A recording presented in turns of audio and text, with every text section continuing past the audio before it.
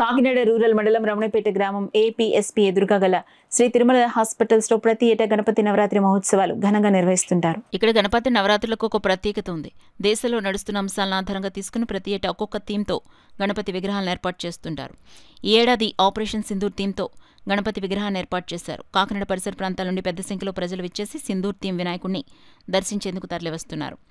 ఈ సందర్భంగా ఉత్సవ నిర్వాహకులు డాక్టర్ గౌరీశంకర్ మాట్లాడుతూ ప్రతి ఏటా మా హాస్పిటల్ నందు దేశ పరిస్థితులను తెలియజేసే విధంగా గణపతి నవరాత్రి ఉత్సవాలు జరుపుకుంటామని, అందులో భాగంగా ఈ ఏడాది పాకిస్తాన్పై ప్రధాని నరేంద్ర మోడీ చేపట్టిన ఆపరేషన్ సింధూర్ థీమ్లో విగ్రహాలను ఏర్పాటు చేశామన్నారు. ప్లాస్టర్ ఆఫ్ ప్యారిస్ కానీ ఇటువంటి ఏ విధంగా కాకుండా ప్రతి సంవత్సరం ఏదో కొత్త కాన్సెప్ట్ వస్తున్నాం.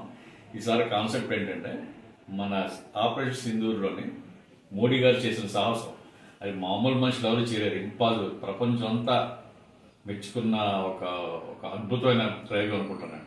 ఎందుకంటే అంత ఈజీ కదా అది. నేను సాక్షాత్ గణేష్ మహారాజ్ గారే మోడీ గారిలో ప్రవేశించి ఈ రకంగా ఆదేశాలు చేసుకున్నానని అనుకుంటాను. నేను ఆ ఉద్దేశంతో ఈసారి మోడీ గారి రూపంలో గణేష్ గారి రూపంలో మోడీ గారిని పెట్టి ఆపరేషన్ సింధూర్ కాన్సెప్ట్ పెట్టాం.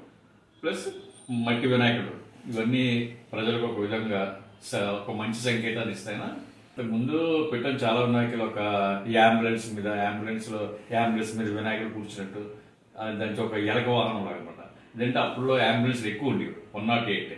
సో ఆ రకంగా హెల్త్ కాన్సెప్ట్, తర్వాత కోవిడ్ మీద, అలాగే మోడీ గారు ఏమో అది మన ఆర్మీ రిక్రూట్మెంట్ ద్వారా ఎంతో మందికి జాబ్స్ ఇచ్చారు, అదొక కాన్సెప్ట్. ఇలా ప్రతిసారి ఏదో కొత్త కాన్సెప్ట్ నాకు తెలియదు. ఒక 1 month ముందు నాకు ఐడియా వస్తుంది, అది ఆర్డర్ ఇచ్చేస్తాం, సేమ్ ప్యాచెస్ వచ్చేస్తుంది.